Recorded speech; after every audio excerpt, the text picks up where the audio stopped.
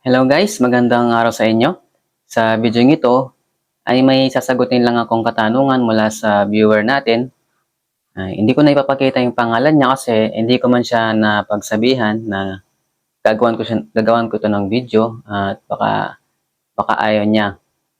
Ayan, ito ang tanong niya sa akin. Normal ba na mayroong continuity sa AC input ng Zamdon 24 volt 300 watts? So, ayan guys, ang inverter niya ay 24 volts at ang sa akin naman ay 48 volts. Ang tanong ulit, parehas kaya sila na may continuity? Ayan. Or kung sa kanya walang continuity at sa akin ay meron. O kaya naman, sa akin ay meron continuity at sa kanya naman ay wala. Ayan.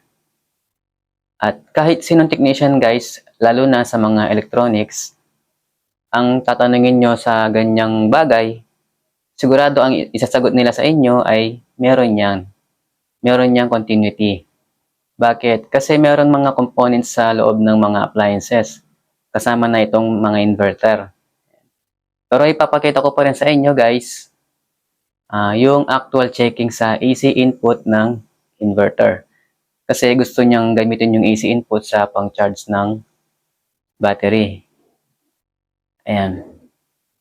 Bali yan po ang inverter natin. Ayan, nakasindi pa yung inverter. Ayan, inalis ko muna yung mga nakasaksak sa kanya para ma-check natin. Ayan yung AC input. Ayan, di ko na ginagamit guys. Kaya bakante siya. Wala pong naka-connect na wire.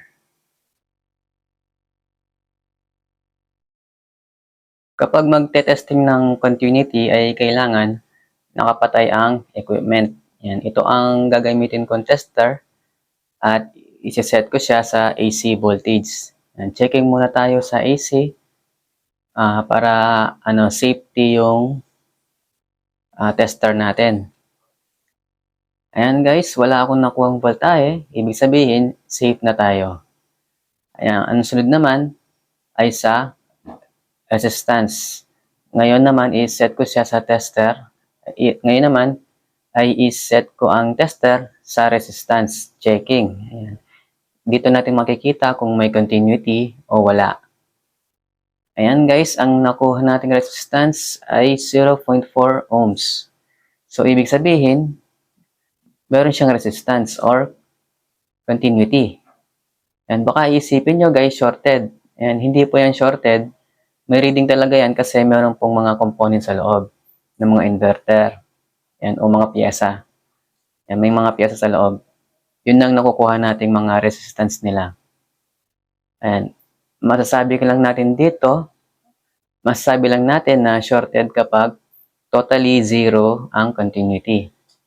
Yan, yung nakuha natin ay 0.4 ohms.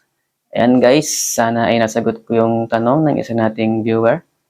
Ayan, meron po yan continuity at pwede yan gamitin para makapag-charge ka ng battery sa mismong inverter mo. Ayan, hindi lang ito inverter ang merong continuity. Lahat ng appliances meron po yan, okay? Salamat sa inyo. Hanggang dito na lang and God bless.